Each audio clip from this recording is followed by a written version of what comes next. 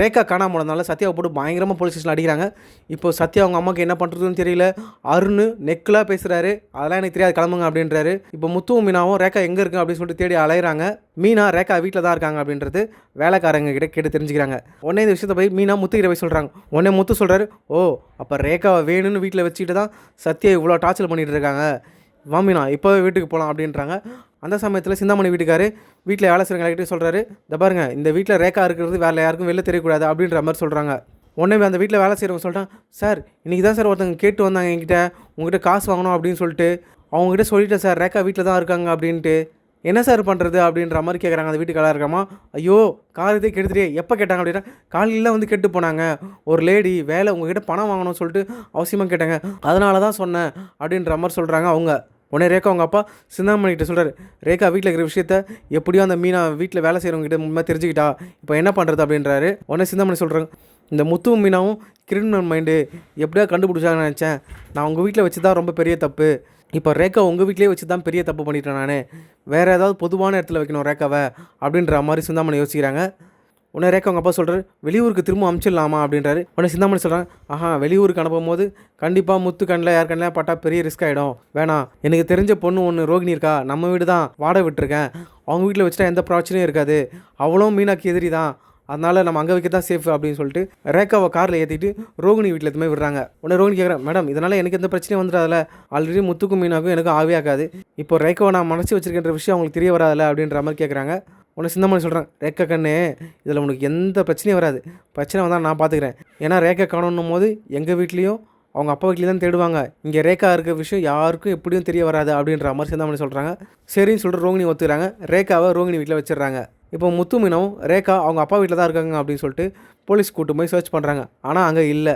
உடனே ரேகா அவங்க அப்பா சொல்கிறாரு, என் பொண்ணை கண்டுபிடிக்க முடியாமல் நாங்களே தேடிட்டு இருக்கோம், ஆனால் எங்கள் வீட்லேயே வந்து தேடிட்டு இருக்கீங்களே, இது கொஞ்சமாக நியாயமாக இருக்கா அப்படின்னு சொல்லிட்டு அப்படி கேட்குறாரு அவங்க ரேகா அவங்க அப்பா. உடனே போலீஸ்காரங்க சொல்கிறாங்க, இல்லை சார் இந்த முத்துவும் மீனாவை தான் உங்கள் வீட்டில் தான் உங்கள் பொண்ணு வச்சுருக்கீங்கன்னு சொல்லிட்டு ரொம்ப ஓவராக பேசிட்டாங்க, அதனால தான் அவங்களே கூப்பிட்டு வந்து உங்கள் வீட்லேயே வந்து சர்ச் பண்ணி பார்த்துட்டோம், இப்போ இல்லைன்ற கன்ஃபார்ம் ஆகிடுச்சு, இப்போ எங்களையும் இதுக்கு மேலே அவங்க டார்ச்சர் பண்ண மாட்டான் அப்படின்ற மாதிரி சொல்கிறாரு போலீஸ். உடனே மீனா அந்த வீட்டு வேலைக்காரங்கிட்ட போய் கேட்குறேன், காலை தானே சொன்னீங்க என்கிட்ட ரேகா இந்த வீட்டில் தான் வந்திருக்கு, இன்றைக்கி தான் வந்துச்சு சொன்னீங்களே, போய் சொல்லுங்கம்மா அப்படின்றாங்க. உடனே அந்த வீட்டு வேலைக்காரங்க, இல்லையம்மா எனக்கு எதுவும் தெரியாதும்மா, நான் உன்னை இதுக்கு முன்னாடி பார்த்ததே இல்லையாம்மா அப்படின்றாங்க.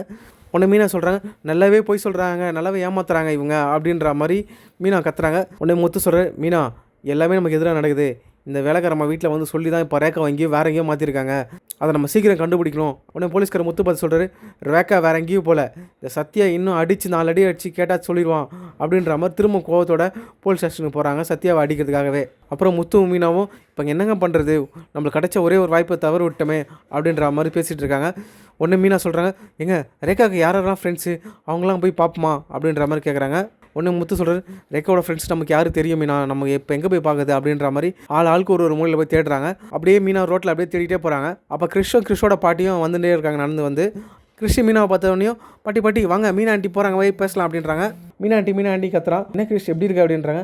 நான் நல்லா இருக்கேன், நான் நல்லா படிச்சுட்டு இருக்கேன், வாங்க எங்கள் வீட்டுக்கு வாங்க போகலாம் அப்படின்றான் கிறிஷ்.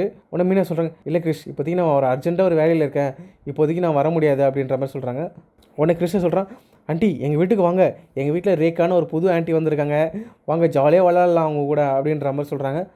ரேகாவா, என்ன அவன் சொல்கிறான் ரேகா அப்படின்ற மாதிரி கிறிஷோட பாட்டிக்கிட்ட கேட்குறாங்க. உடனே கிறிஷோட பாட்டி சொல்கிறாங்க, கல்யாணோட ஃப்ரெண்டு ரேகான்னு ஒருத்தவங்க வந்திருக்காங்க, அவங்களும் இந்த மேக்கப்லாம் போடுவாங்களாம், அதனால் வந்து தங்கியிருக்காங்க, அதை சொல்கிறான் அப்படின்ற மாதிரி சொல்கிறாங்க கிறிஷோட பாட்டி. உடனே மீனாக்கு சந்தேகம் வந்துருச்சு, சிந்தாமணிக்கும் ரோகிணிக்கும் ஆல்ரெடி லிங்க் இருக்குல்ல, கண்டிப்பாக ரேகாவை ரோகிணி வீட்டில் தான் தங்க வச்சிடணும், இப்போ நம்ம போய் பிடிச்சா கண்டிப்பாக பிடிச்சலாம் அப்படின்னு சொல்லிட்டு முத்துவு கடகன்னு மீனா ஃபோன் பண்ணி முத்துவை அங்கே வர வச்சு ரேகாவை அங்கேருந்து மீட் எடுத்து போய் போலீஸ் ஸ்டேஷனில் போய் விட்டுறாங்க. இந்த பாருங்கள் இவங்க உண்மையை சொல்லுவாங்க அப்படின்றாங்க. உடனே ரேகா எல்லாம் உண்மையை சொல்கிறாங்க, சத்யாவை நானும் விரும்பணும், சத்யா அவங்க எங்கள் அப்பாவுக்கும் பிடிக்காதனால தான் இந்த மாதிரிலாம் பண்ணிகிட்ருக்காரு, இதுவே எங்களுக்கு இப்போ தான் தெரிஞ்சது, சத்யா மேலே எந்த தப்பும் கிடையாது, எங்கள் அப்பா தான் என்ன ஹவுஸ் அரெஸ்ட் பண்ணி வச்சுருந்தாரு அப்படின்ற மாதிரி எல்லா உண்மையும் சொல்லிடுறாங்க. உடனே சத்யாவை ரிலீஸ் பண்ணிடுறாங்க. இப்போ ரேகாவும் சத்யாவும் பிரிக்கிறதுக்கு சிந்தாமணி வேறு என்ன பிளான் பண்ணுறாங்க பார்க்கலாம்.